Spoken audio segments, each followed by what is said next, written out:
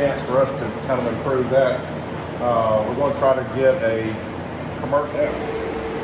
So what it looked like? All of the stuff here, and of course we had an entry table was right in here. We've had to get rid of. All that was melted. Well, we had a small fire this summer that turned into a whole lot of smoke.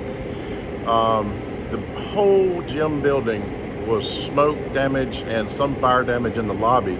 And the crews have come in and they have removed the smoke from the top. They've cleaned every square inch of the ceiling, vacuumed it, and every rafter and beam, and now they're fixing to start painting.